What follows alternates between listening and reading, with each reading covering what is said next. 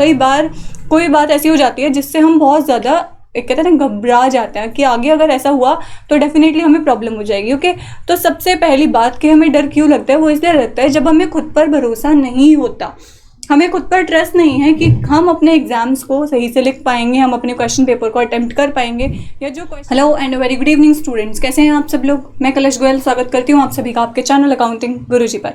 Students, आज हम बात करने वाले हैं आपके एग्जाम के डर के बारे में। हमारे साथ एक बहुत बड़ी प्रॉब्लम रहती है, जब भी एग्जाम हमारे नज़दीक आते हैं हमें एक डर सा लगने लगता है कि बस अब एग्जाम आ गए, अब हम क्या करेंगे, अब कैसे तैयारी होगी, कैसे क्या होगा, इन सारी बातों के बारे में हम एकदम से सोचना शुरू हो जाते हैं। ओके, तो इस सिचुएशन से हम बाहर कैसे निकलेंगे, अपने एग्जाम स्ट्रेस को हम कैसे दूर करेंगे, इसके बारे में आज हम बात करने वाले हैं। लेकिन उससे पहले आप सभी एक बार जल्दी से चैनल को सब्सक्राइब कर दीजिए सो दैट कि आपको चैनल से रिलेटेड सभी न्यू अपडेट्स मिलती रहेंगी और बेल आइकॉन पर प्रेस करना मत भूलिएगा। एक और बात आपसे बोलना चाहूँगी, वीडियो अच्छी लगे तो एंड में लाइक बिल्कुल कर दीजिएगा। नेक्स्ट, अगर बात करें कि आपको एग्जाम में डर क्यों लगता है, तो एग्जाम में डर लगने के भी बहुत सारे पॉइंट्स होते हैं। क्यों आपको डर लग रहा है, अब डर किस बात से लगता है। कई बार कोई बात ऐसी हो जाती है जिससे हम बहुत ज़्यादा एक कहते हैं ना घबरा जाते हैं कि आगे अगर ऐसा हुआ तो डेफिनेटली हमें प्रॉब्लम हो जाएगी। ओके, तो सबसे पहली बात कि हमें डर क्यों लगता है, वो इसलिए लगता है जब हमें खुद पर भरोसा नहीं होता, हमें खुद पर ट्रस्ट नहीं है कि हम अपने एग्जाम्स को सही से लिख पाएंगे, हम अपने क्वेश्चन पेपर को अटेम्प्ट कर पाएंगे या जो क्वेश्चंस हैं उनको हम अटेम्प्ट कर सकते हैं। जब हमें खुद पे कॉन्फिडेंस नहीं होता, हमें खुद से लगता है कि हाँ हम ये नहीं कर सकते। ओके, तो ये सिचुएशन होती है कि हमारे माइंड में डर पैदा हो जाता है। नेक्स्ट, दूसरी बात क्यों हमें डर लगता है, जब हमें कोई मोटिवेट करने वाला नहीं होता, जब किसी भी पर्सन का मोटिवेशन हमें नहीं मिलता तो हम डरते रहते हैं। किसी भी पर्सन ने हमें नहीं बोला कि आप किस तरह से अपनी तैयारी कर सकते हो, आगे क्या कर सकते हो या क्या नहीं कर सकते हो, तो उस सिचुएशन में जब सामने हमें कोई बताने वाला है ही नहीं, हमें किसी से मोटिवेशन मिल ही नहीं रहा है, तो उस सिचुएशन में भी हमारे माइंड में थोड़ा सा डर रहता है कि क्या होगा, कैसे होगा, कब होगा। तो ये वाली सिचुएशन जो होती है वो डर वाली होती है। और बहुत सारी ऐसी बातें हैं जब हम क्या करते हैं कि क्या होता है, हम अपने एग्जाम की तैयारी कर रहे हैं, तैयारी करते करते फ़ोन मिलाया हमने अपने फ्रेंड को, हमने अपने किसी भी एक फ्रेंड को कॉल किया कि हाँ भाई आप बताओ आपकी प्रिपरेशन कैसी है। अब फ्रेंड ने बोला मेरी तो सारी प्रिपरेशन हो गई, मेरी तो बहुत अच्छी है। हम खुद को उससे जज करने लग जाते हैं। ये सिचुएशन ये बनती है कि हम सामने वाले को खुद से जज करते हैं कि इसकी तो सारी हो गई, मेरी तो कुछ भी नहीं हुआ, मेरे एग्जाम में क्या होगा। तो हम उस सिचुएशन में भी डरने लग जाते हैं। तो इस तरीके की बिल्कुल मिस्टेक्स मत कीजिए, ऐसे काम मत कीजिए। कई बार हम क्या करते हैं, जो दूसरे लोग होते हैं उनसे ज़्यादा उम्मीदें लगा लेते हैं। हमारी सिचुएशन ये होती है कि हम सोचते हैं हमारे आगे जो बैठा होगा उससे पूछ लेंगे, एग्जाम में तो ईजिली हो जाएगा। तो उस सिचुएशन में भी जब ऐसा पता चलता है एकदम से कि जो एग्जाम पैटर्न है वो चेंज हो चुका है, सब कुछ चीज़ें चेंज हैं, सीट्स भी चेंज हो चुकी हैं, तो उस सिचुएशन में एक माइंड में क्या होता है, डर पैदा हो जाता है और हमें लगता है कि बस अब क्या होगा, अब तो हम इसी के ऊपर बेस्ड थे, इसी पर हमारा जो कॉन्फिडेंस था वो बना हुआ था, लेकिन अब तो ये भी टूट गया, अब कैसे एग्जाम होगा। ओके, और भी बहुत सारी ऐसी बातें हैं, जैसे हम किसी से कंपटीशन में हैं तो उस टाइम पर हमें लगता है कि हाँ ये और मैं कंपटीशन में, अगर ये मुझसे आगे निकल गया तो कोई मुझे पूछेगा नहीं। तो उस सिचुएशन में भी हमारे माइंड में थोड़ा सा स्ट्रेस रहता है कि हमें पास होना है, हम होंगे या नहीं होंगे, हम अच्छे मार्क्स लेकर आ पाएंगे या नहीं लेकर आ पाएंगे। तो ये सिचुएशन होती है डर वाली। अब बात करते हैं कि आप इस डर से बाहर कैसे निकल सकते हैं। इस डर से बाहर निकलने के लिए आपको क्या करना होता है, अपना एक परफेक्ट प्लान बनाना होता है कि किस तरह से आप स्टडी करने वाले हैं, कैसे मेथड्स आप यूज़ करने वाले हैं अपनी स्टडी के लिए।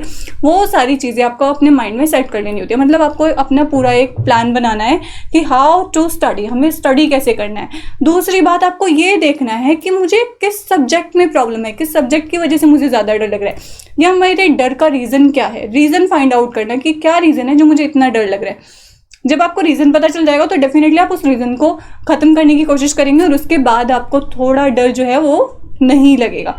नेक्स्टली हम क्या कर सकते हैं, इसमें हम कर सकते हैं कि अपनी हम सोच बदल सकते हैं। अब डर लग रहा है नहीं लग रहा है डिपेंड करता है हमारी थिंकिंग पर, हम क्या सोच रहे हैं। हम नेगेटिव थिंकिंग रख रहे हैं या पॉजिटिव थिंकिंग रख रहे हैं। हमें पॉजिटिव थिंकिंग रख के चलना है, नेगेटिवली हमें नहीं सोचना है। पॉजिटिव थिंकिंग का मतलब हुआ कि जब भी हम अपने एग्जाम के लिए जा रहे हैं तो उस सिचुएशन में हमें ये नहीं सोचना कि ये क्वेश्चन आ गया तो मैं लिख पाऊंगा या नहीं, एग्जाम ऐसे होगा तो ऐसा क्यों नहीं होगा और कैसा होगा कैसा नहीं होगा। तो उस सिचुएशन उसको बिल्कुल छोड़ दीजिए, माइंड से स्ट्रेस बिल्कुल निकाल दीजिए। पॉजिटिव सोच रखिए।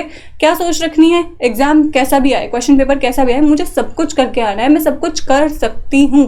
ओके तो थिंकिंग अपनी जो है वो पॉजिटिव रखनी है, निगेटिव नहीं रखनी है। हम क्या सोचते हैं, ये आ गया तो ये तो मैं बिल्कुल भी नहीं कर सकता, एग्जाम हार्ड आ गया तो बस मैं तो फेल ही हो जाऊंगा।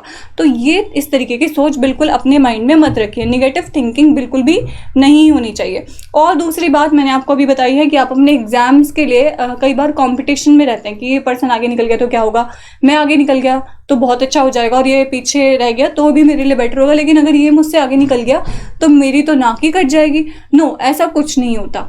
ओके, डिपेंड करता है कि आपको नॉलेज कितनी है। आज फिर एक और बात आपको बोलना चाहूंगी, आपके रिजल्ट्स मैटर नहीं करते, मैटर करता है कि आपको नॉलेज कितनी है किसी भी टॉपिक के बारे में, किसी भी सब्जेक्ट के बारे में आपको कितनी नॉलेज है, आपका बिहेवियर कैसा है, ये मैटर करता है।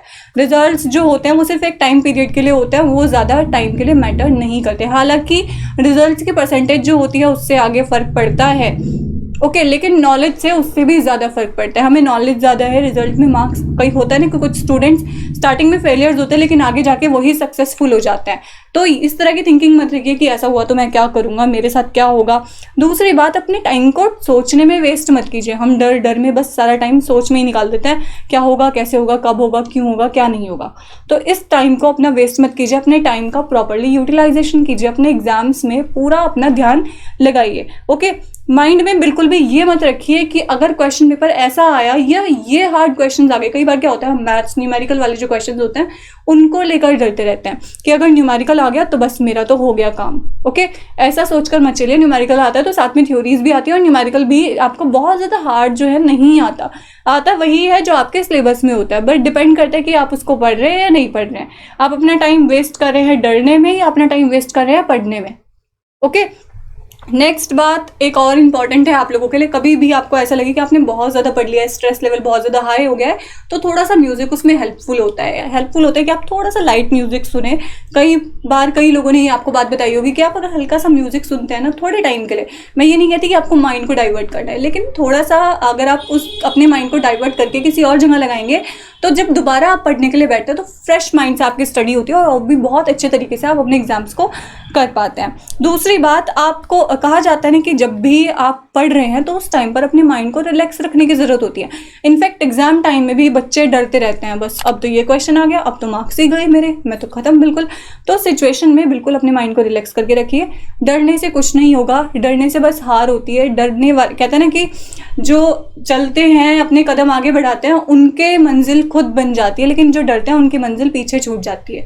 ओके, तो किसी भी तरह से आपको डरना नहीं है, अपने एग्जाम्स को बहुत कॉन्फिडेंशियली आपको कंप्लीट करना है। इनफैक्ट आपकी स्टडीज़ में आई डोंट थिंक कि हमने कोई भी ऐसा सब्जेक्ट होगा जो आप लोगों ने बोला और आपकी वीडियो अपलोड नहीं की गई हो। फिर भी कोई भी ऐसा सब्जेक्ट है जिसमें आपको कोई भी क्वेरी है तो आप हमें कमेंट करके बता सकते हैं। वी विल श्योरली ट्राई कि हम आपके उस सब्जेक्ट के क्वेरीज को दूर कर पाएँ। ओके, कल मिलते हैं आपसे इसी वक्त एक नए और एक बहुत ही इंटरेस्टिंग टॉपिक के साथ। तब तक के लिए शुक्रिया।